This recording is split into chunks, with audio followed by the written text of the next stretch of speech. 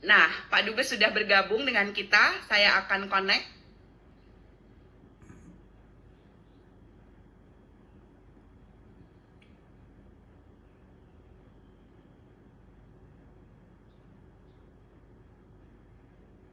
Hello. Let me. Yeah.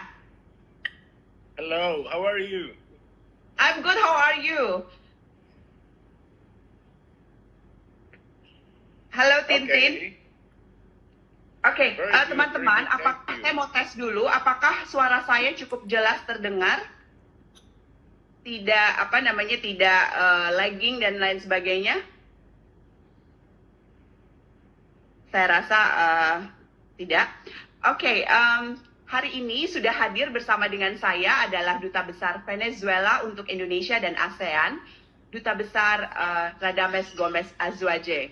Kita mungkin tidak semua orang Indonesia mengenal Venezuela, tetapi pada hari ini kita akan mendengarkan fakta-fakta menarik mengenai Venezuela melalui Duta Besarnya hari ini. Hello, Excellency. Can you hear me? Guys. How are you? Yes, perfect. I'm good. Perfectly. Okay, that's good. Okay, that's good. Okay, well, right. Actually, how long have you been here? In Indonesia, how long have you been here? Well, first of all, I want to thank you for your kind invitation. Yeah. And also congratulate you for your initiative, which contributes to strengthening the relations between my country and your country and between our peoples. And also, you provide me the opportunity to show more about Venezuela. Yeah. Maybe for many people, Venezuela is an unknown place. Maybe for it's a new place. But I have a lot to tell you. So thank you very much for inviting me. And well, regarding your question, I've been here for 9 months, since last October. Okay. Despite I present my credentials last year in February. But we are permanently here from since October last year and working and doing our best to deep our good relations. So yeah, but unfortunately for the past 5 months, because of the pandemic, I think you cannot work very effectively. I don't think that you can work very effectively. Yeah. Yes, but I think this is an issue that has affected all the world. So, and as in Asia, of course, in Venezuela, situations has been also stopped. A lot of projects, a lot of actions that have been stopped, waiting for the moment when hopefully we will recover our normal life. Yeah. So we can start working as we like it. Okay, Ambassador. I know you, the ambassador of Venezuela before you, Gladys. Do you know her? Saya rasa ini ada gangguan internet. Yeah, can you hear me? Yes, perfectly. Okay, yeah. I know Ambassador of Venezuela before you. She is a good friend, Gladys. Do you know her? Yes. Yeah. But I don't know you quite well yet because you are quite new here. So I want to know more about you, and I believe that our audience here want to know more about you. Can you please tell us whether you are a career diplomat or you started your career somewhere else, or can you just tell us about you? Okay, well, I come from the oil sector. The oil sector, and let me explain you how an oil man became ambassador. Yeah. So interesting. I'm a graduate in international relations from the Central University of Venezuela, but also a specialist in international petroleum policy and trade from the same university. Yeah. also with graduated in the Petroleum Management Administration program from the Norwegian Petroleum Directorate. So I started my career in 1963 as analyst at the Direction of International Affairs in the Ministry, the People's Ministry of Petroleum in Venezuela. Okay. There I had experience of more than 26 years. Oh wow. There I served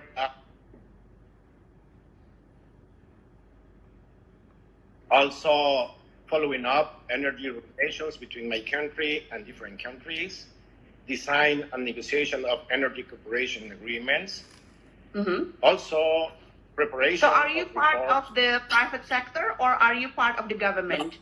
No, public sector. Public sector. Okay. So my career was, yes, Ministry of Petroleum and later the Venezuelan Petroleum Corporation.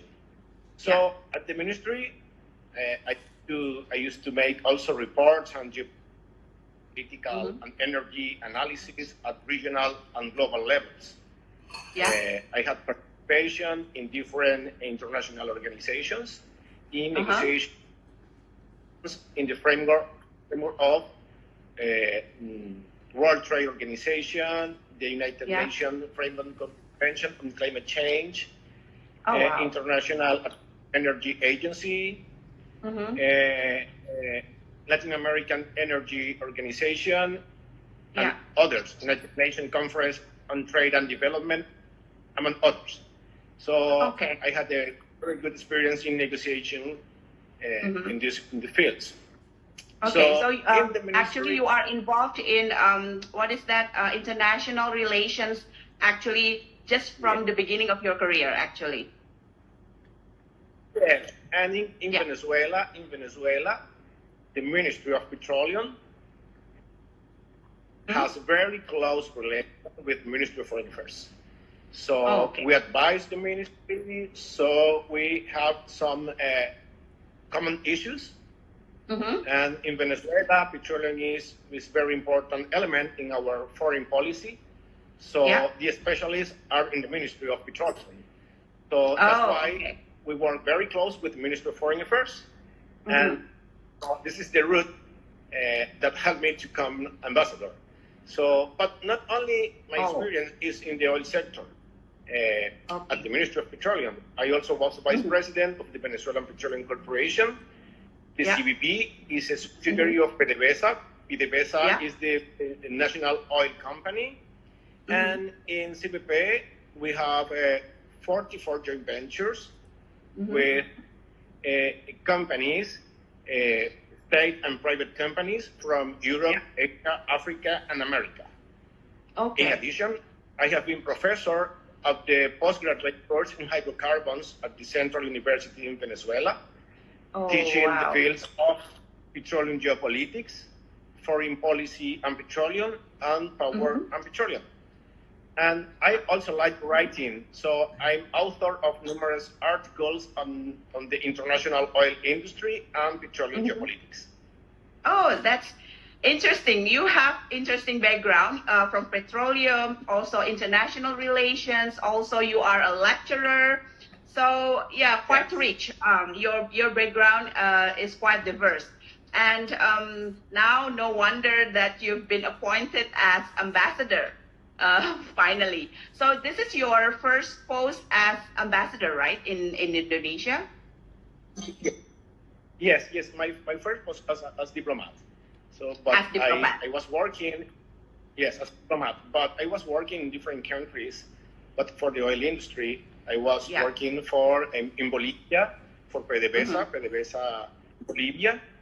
There I was inviting the Bolivian National Oil Company regarding their recovery of the oil industry, and also making some analysis from the geopolitical point of regarding their nationalization process, and also been in different parts of the world. Teman-teman, kita sudah mengenal Duta Besar Radamés Gómez Azuaje. Baru saja memperkenalkan bahwa beliau berlatar belakang dari sebetulnya swasta, private sector, yang kemudian di bidang oil, yang kemudian beliau itu menjadi sering berhubungan dengan negara-negara lain, punya international background, yang juga beliau adalah lecturer di universitas di sana, dan akhirnya ditunjuk sebagai duta besar di Indonesia dan ASEAN untuk pertama kalinya. I just translated what you've just shared, Ambassador. Okay, because this is actually live. Okay, I noticed from your Instagram post that you enjoy doing sports, etc. What is actually your hobby? Yes, well, I like playing sports. I like playing sports. For me, being healthy is very important. Yeah. But I focus my attention on like going to gym regularly, and also like swimming. In Caracas, I used to swim 2 hours daily. So for me, it's very, very important to swim. So, but I also like doing other things. Because you are in a good shape. You are in good shape. Your body is like, you have good posture like that, in a good shape. I'm sure that you've done a lot to make it like that. It takes a lot of efforts, of course. Okay. Yes, but we also have to be aware that sports, whatever you do, the important thing is to be healthy, to prevent the diseases, and to gain life. So it's important, especially in these days, in which stress can destroy lives. Yeah, we have to try to keep healthy. Yeah, true. I should do sports actually, just like you, to make to do. I mean, it is in this kind of situation, like in the pandemic, we should do more for our health, right? Yeah. Okay. Now I think it is enough to know about you. You have already shared about your background and also your hobbies. Can you now please tell us about the experience when you first came to Indonesia, when you first came to Jakarta? Do you have any culture shocks, or what did you find interesting about Indonesia or Jakarta? Well, no, culture shocks, no. It's very interesting, but mainly there is one issue, which is unity in diversity. It's very amazing that a country with such a complexity in terms of culture, diversity, so is united, and especially how you Indonesians love your country and you feel Indonesians. So this is really, it's to admire. So for me, it's been very significant. Yeah. And of course, the people's spirit. People is really friendly, very open. Yeah. But mainly this is a very complex country with different cultures, very rich cultures. A lot of in my office we have a book about traditional costumes. So when I was reading this, wow, my God, this is very, very diverse. So, but the important is the issue of unity. Yeah. So you find it interesting about the unity in Indonesia, right? Okay. Now you tell me about Venezuela, because Venezuela, I've never been there before. Actually, I traveled a lot before COVID, but now is there? Saya melihat ada ini apa gangguan internet. Can you hear me, Excellency? Yeah, can you hear me? Oh, tampaknya ada gangguan sedikit.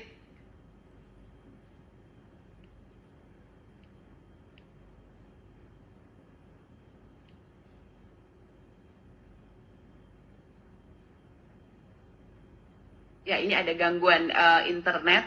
Maaf.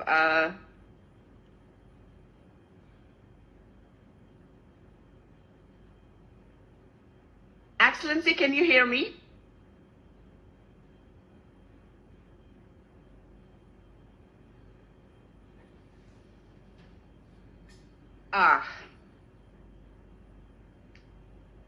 Maafkan ada gangguan internet. Memang ini kendalanya kalau kita live itu adalah kendala semacam ini, bahwa ada aja kadang-kadang suara yang delay, kadang-kadang gangguan total, tidak bisa terhubung.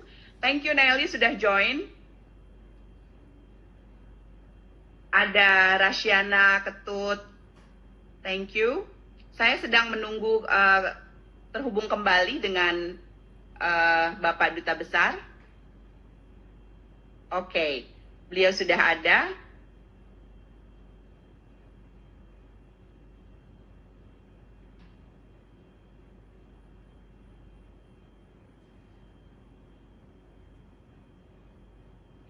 Yeah. Okay, yes. Again, you're back. Okay, please tell the audience, and also please tell me about your country.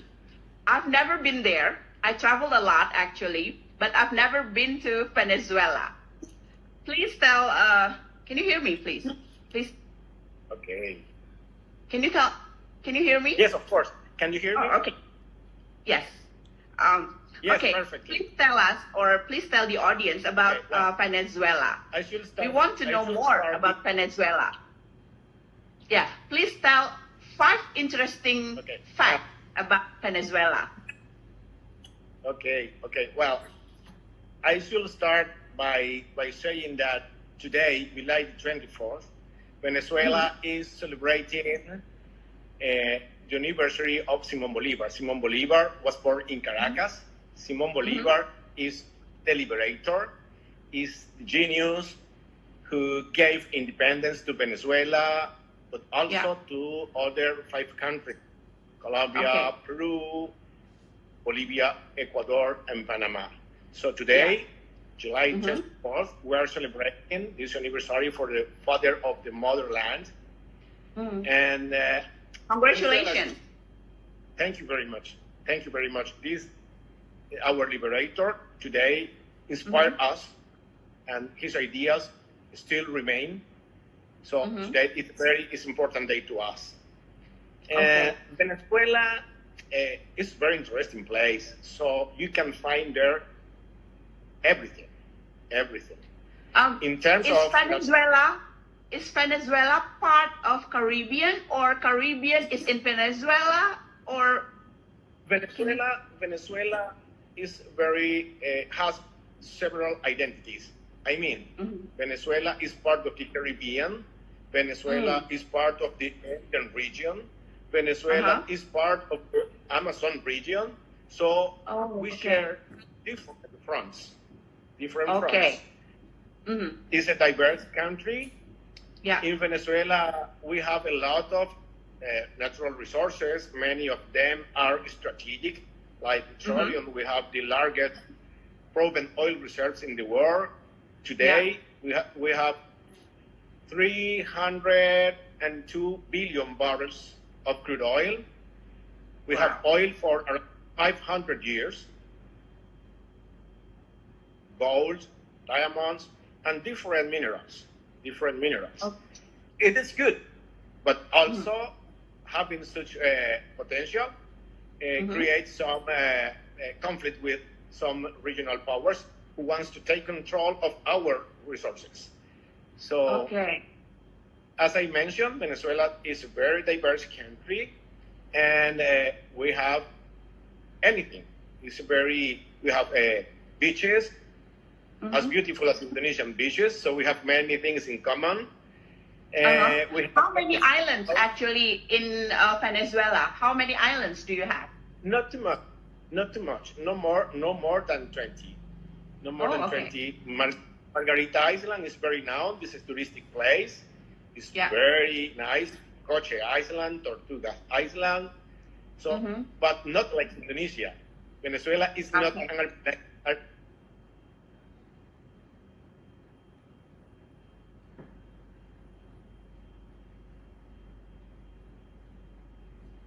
Oh, tampaknya ada gangguan lagi nih di internetnya Pak Dubes.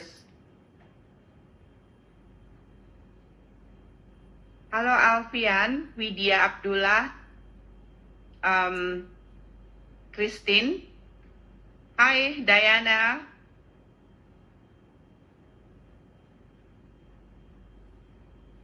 Ya, sayang sekali hari ini ada gangguan di internetnya, sambungan internetnya Pak Dubes. Semoga nggak lama lagi kita akan bisa terhubung kembali dengan beliau. How are you, Diana?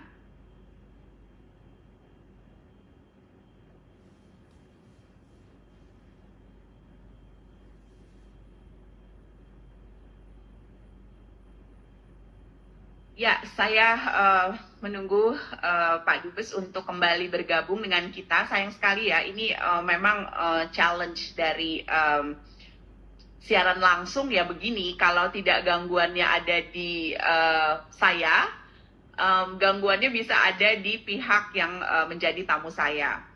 Kita tunggu kembali, semoga bisa bergabung kembali. Jadi sebetulnya beliau tadi mengetengahkan bahwa Venezuela itu kaya termasuk terhadap minyaknya, petroleumnya, kemudian juga dengan turismenya, di mana mereka tidak terlalu banyak pulau seperti di Indonesia. Ya, ini Bapak Dubes sudah muncul kembali, saya akan ajak live lagi.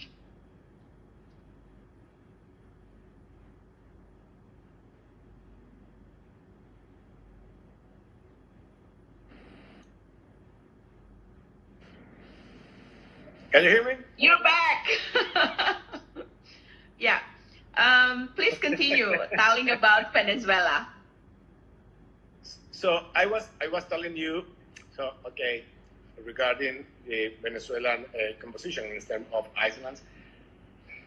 So it gives us the potential for tourism development. Yeah. And we also have other resources, other places, interesting places. In Venezuela, you can find the highest waterfall in the world. Its name is wow. Angel So Fall. the highest waterfall in the world is not in Zimbabwe? No, it's Venezuela. It has a height of almost 1 kilometer. Oh, It's wow. 19 times higher than Niagara Falls, and it has the Guinness records of the highest waterfall in the world. So this is amazing. Where is it? Where is it actually? South Venezuela. South Venezuela. No. This is it far from the capital, or is the it capital, maybe 1 hour from capital by plane. by plane? 1 hour, Okay. 1 hour 15 maybe. Mhm. So this is an amazing place, full of Mhm. energy. Yeah. Everything is, of course, green. It's very nice place for adventure. Venezuela. How about the people in Venezuela? Are they happy-go-lucky? Are they also friendly like Indonesia? And Grace, every time I talk to Indonesian friends regarding Venezuelan people, I said that Venezuelan and Indonesians are very similar, very similar in terms of their character. You know, Indonesians as Venezuelans are very always smiling, happy, friendly. When I came, in last January, when we have the flooding problems in Jakarta, it was amazing to see people with their houses under the water, but they were happy. They were happy, smiling. Yeah. And Venezuelan is like Indonesian in that sense. So always happy, smiling, friendly, open, and especially very warm with foreign people. So here in Indonesia, I have feel like at home, because everywhere, with no exceptions, where I have been, people has been very kind, very friendly, and this is very this is really motivating. Mm. Thank you for saying that Indonesian people, we are friendly, we always smile. Yeah, thank you for saying that. Can you tell us more about the facts that probably most Indonesians don't know about Venezuela? Yes, and let me add something regarding this issue. In Venezuela, you can find people that for sure, if you bring them to Indonesia and left them in the street and say, please don't say nothing, no one will realize they are not Indonesians because their physical characteristics very similar to Indonesian people. So, and in Venezuela, we have also the longest cable car in the world. It has a really? of 12.5 kilometers long and a height of more than 4,000 meters above the sea level. This place, which this is the teleférico, we call it teleférico, has 2 Guinness records because it's the highest and the longest in the world. Venezuela also has the largest and the biggest lake of Latin America, which is the Lake of Maracaibo, which is also a very old geological formation with around 40 million years old. Is ranked 19 among the largest lakes in the world. Any season is in the year, and you can find everything: good beaches, nice jungle, forest, snow, islands. So you can find everything in one country. Especially these days in Western Venezuela, we have Mérida State. The snow is very nice. So people go especially to Mérida to enjoy the snow season. Yeah. So you can skate there. It's very nice. So it's very complex. Very complex. Okay. Please tell us also about the culture in Venezuela. You've just shared about the kinds of tourism or tourist destination that we actually can visit. But can you also tell us about the culture in Venezuela? Is it similar to other Latin American countries, or are they different? Yes, Venezuelan culture is very peculiar because Venezuela, as like other Latin American countries, was a Spanish colony. Yeah. So we are independent from Spain since 1810. And our culture is the product of the blending of European, mainly Spanish culture, Africa, because when the Spanish came to Venezuela in 1522, when they colonized Venezuela, started the colonization process of Venezuela, they bring people from Africa as slaves. So they found there in Venezuela the local people. And our culture is blending of these 3 cultures. So you can find it in our traditional food, in our music, in our religion. So, in example, our national dance is called joropo.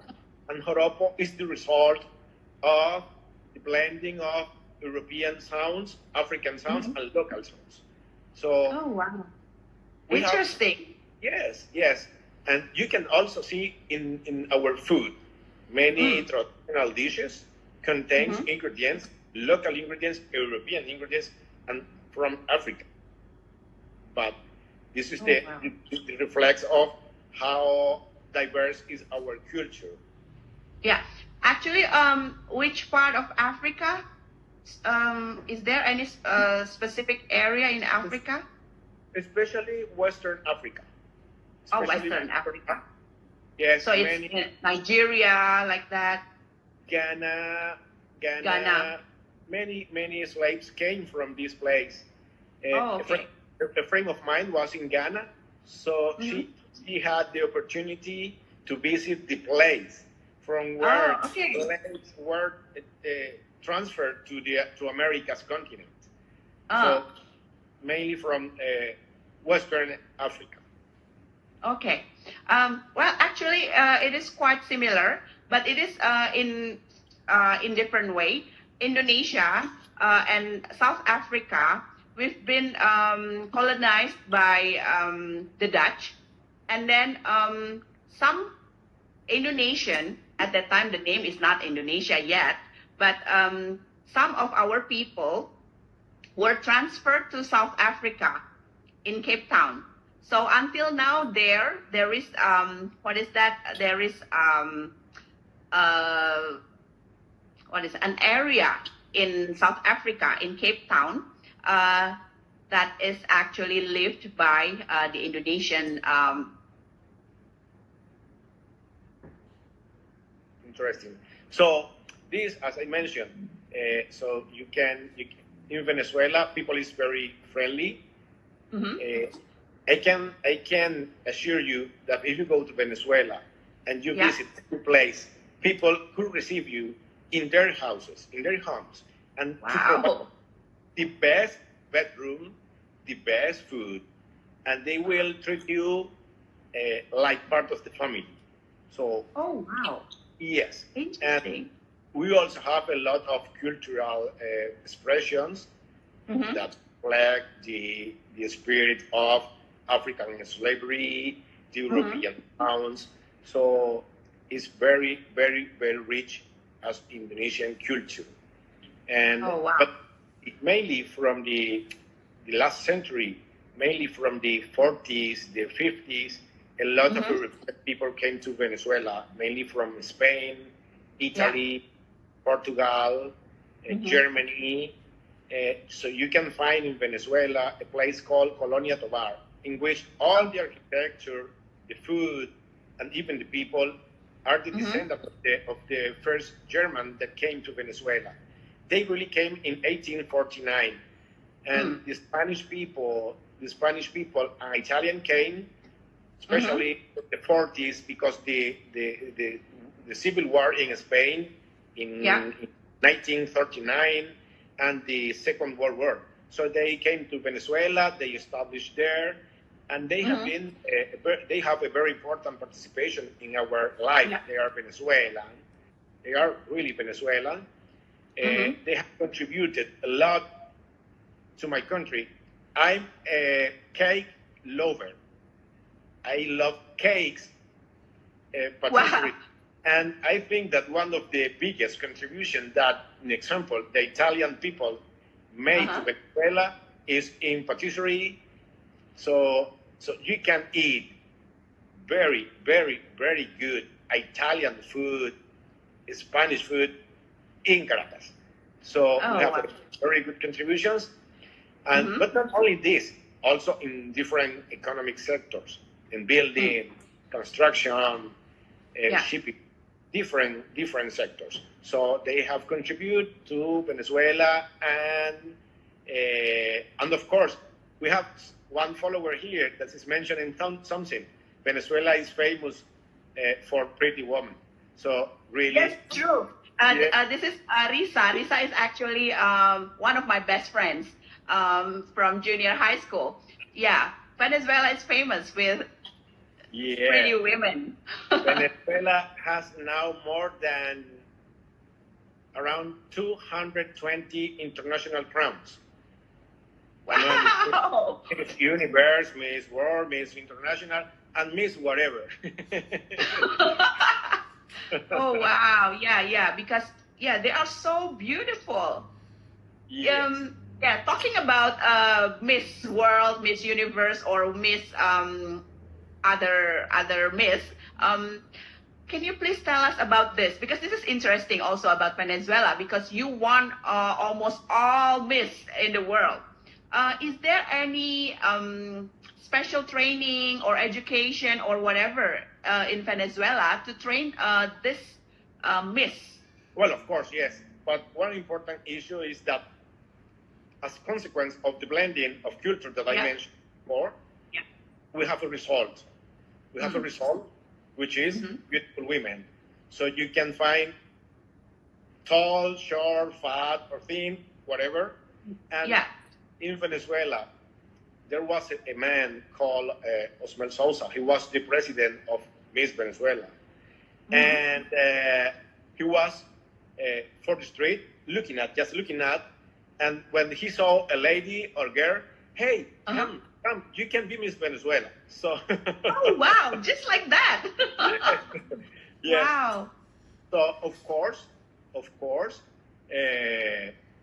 she goes after this to a training program. Yeah. Or maybe 1-2 years before the Miss Venezuela, but they have a discipline. And they have to comply with a lot of requirements from this organization. Okay, interesting. So, is there only one course, or some institutions that train the Miss Venezuela? Is there? Only one institution, or there are some institutions? They have one institution, but they have some kind of ventures with other institutions. For example, they have to train girls in terms of music or in terms of fitness. So they work jointly with some important gyms. So they have established kind of alliances with these institutions. And they also developed some work with social charity institutions in order to train and to have some kind of experience for these ladies regarding the needs of people. So I think, Mr. Ambassador, talking about what is that, Miss Venezuela. And you know that Indonesia actually also, we've been participating in this kind of pageants, Miss Universe, Miss World, Miss Earth, etc. Perhaps in this field, actually we can develop something, the cooperation between Indonesia and Venezuela in terms of this.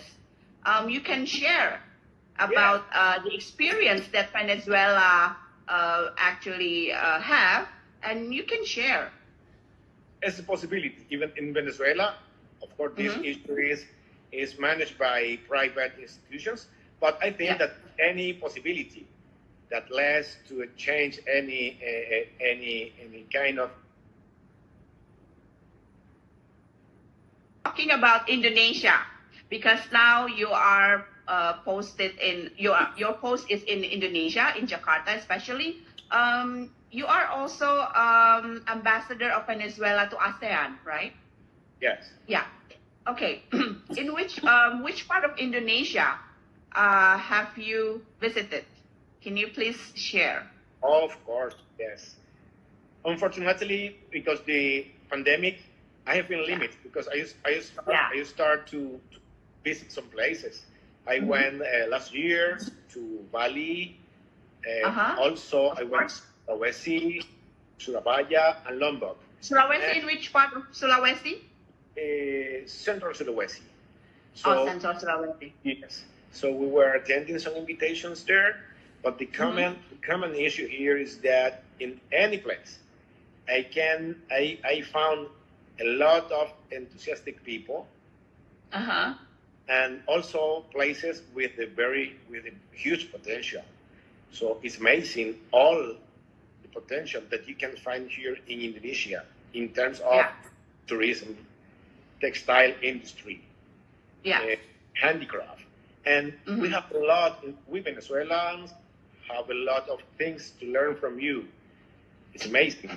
When I went to Bali, I went to a place called UC Silver, something like that, in which you can see the handicraft made from gold and silver. It's really amazing. So we have to learn a lot of Indonesia in this respect. And of course, People is very, as I mentioned, people is very enthusiastic, very friendly. The food was delicious. Thank you. The nature is amazing. For example, Lombok. Lombok is paradise. Lombok is paradise, and reminds me the Venezuelan beaches. We have beaches that are very similar, but really similar to Lombok beaches. And in fact, when I went to Lombok, we started to explore the possibility for tourism exchange between Lombok and some Venezuelan institutions. This is a task. We have the dependent list. Yeah. Hopefully, we will restart once the pandemic is solved. Yeah. You can actually, I can recommend some places in Indonesia. You can visit, for example, Labuan Bajo. It is also, Labuan Bajo, perhaps you have heard about this. Also, Raja Ampat in Papua. Also, Sumba, Derawan. Actually, many interesting and beautiful places in Indonesia. In fact, my plan for May was going to Sumba.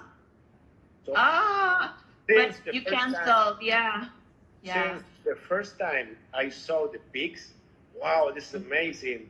So, but coronavirus came, and we are frustrated.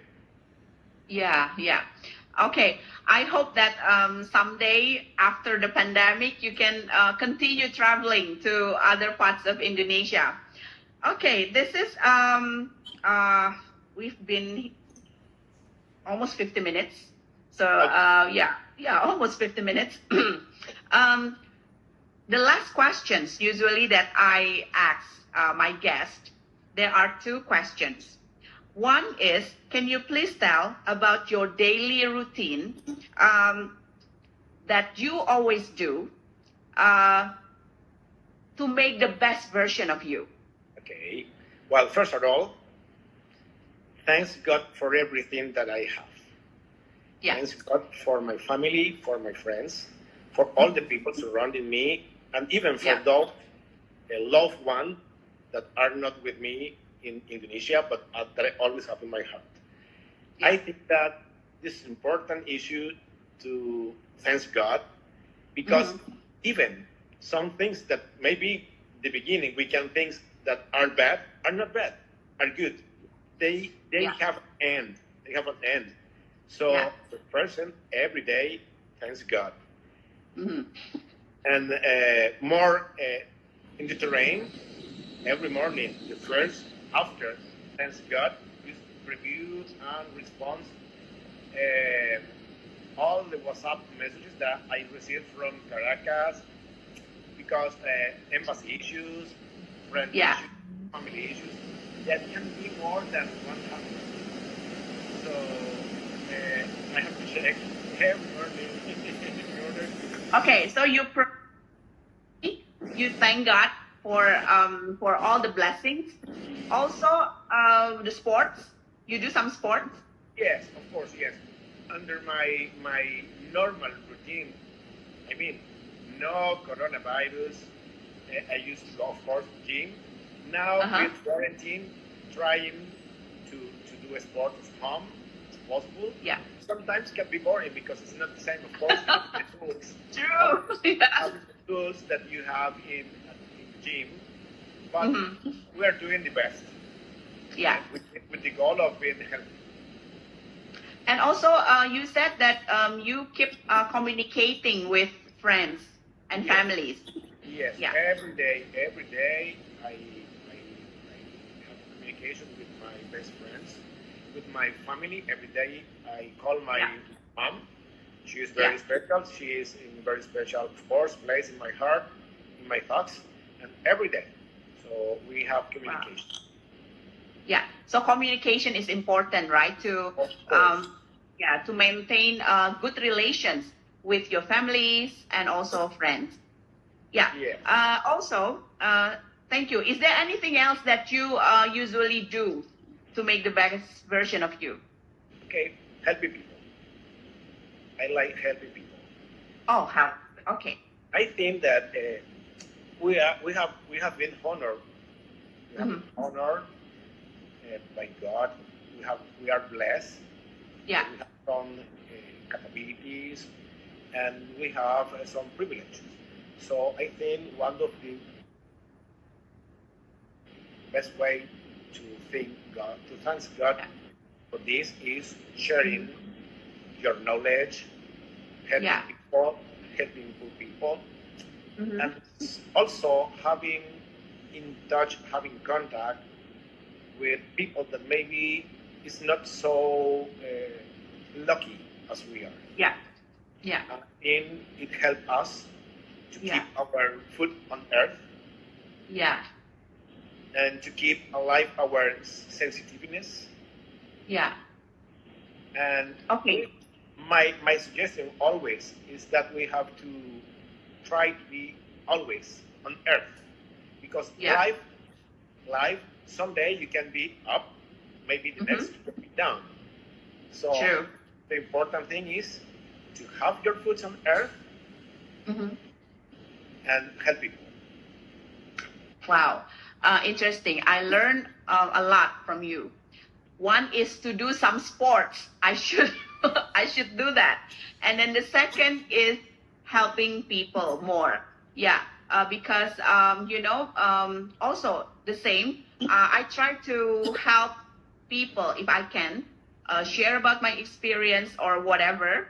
The thing is, sometimes we cannot pay back the people that have helped us, but we can pay forward, right? We can pay forward by helping by helping other people, right? So thank you for reminding us about this, about helping people. It is awesome.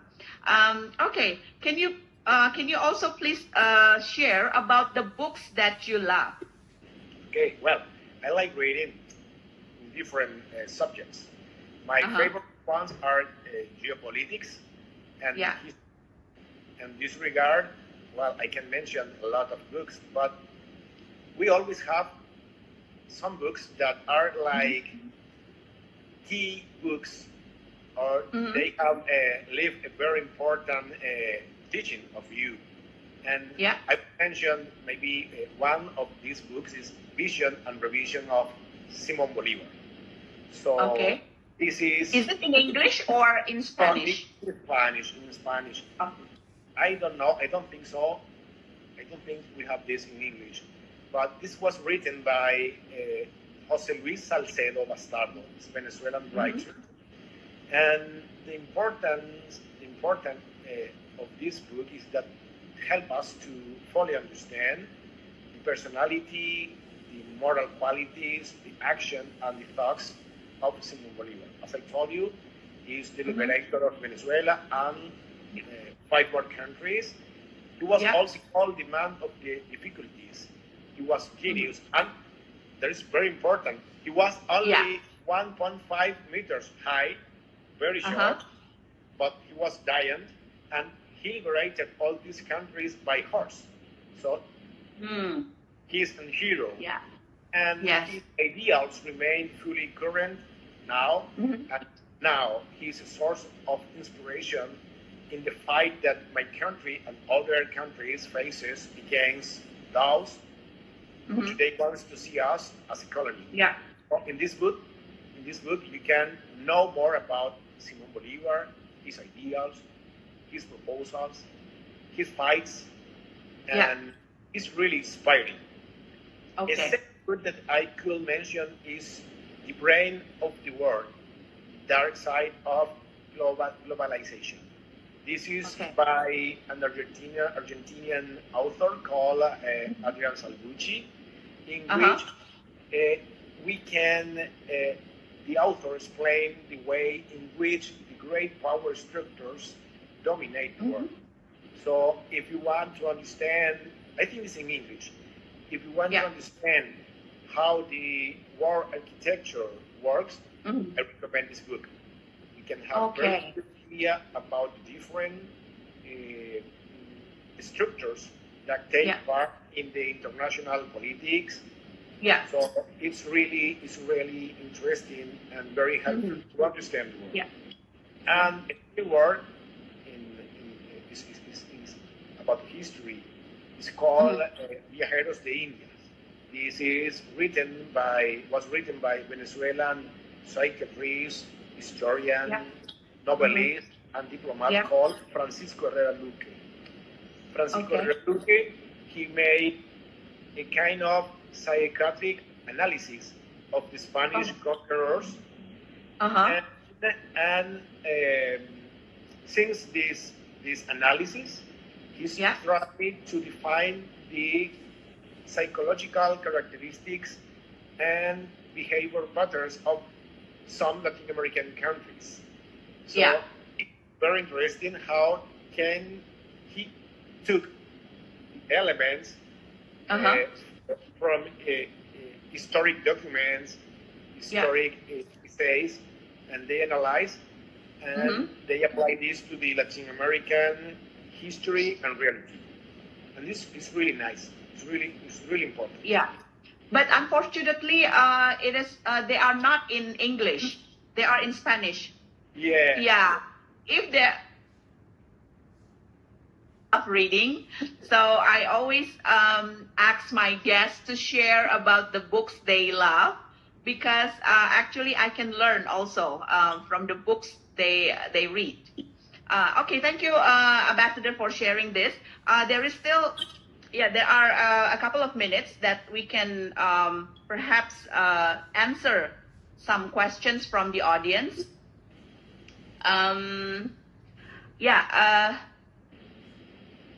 Lake Toba is also huge. You can see that in North Sumatra. So there is a recommendation for you to visit. Thank you. It is Lake Toba. It is in Sumatra.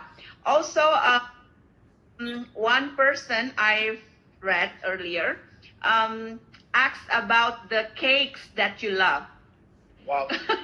My favorite one is tiramisu. It's Italian. The same. Okay. I love tiramisu. And here in Jakarta, there is a place, and I will mention, there is a patisserie, which is my favorite, which is Paul. Oh, no.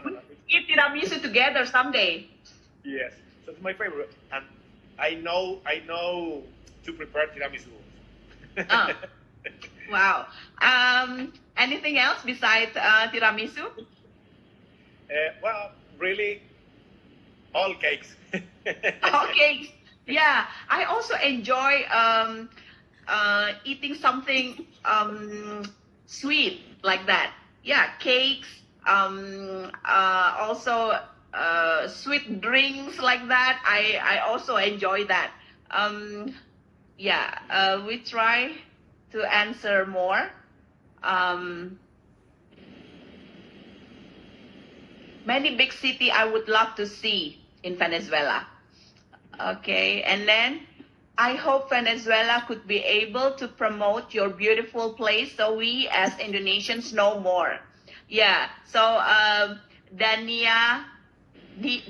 Abiamail encourage you to promote more about your country, because Indonesians want to know more.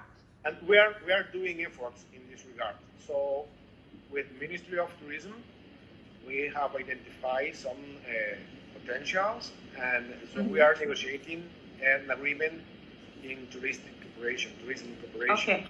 So this is one of the pendant issues in our bilateral relations. So we have a lot to learn from experiences, to exchange experience in Venezuela, and this is one important issue to develop bilateral cooperation.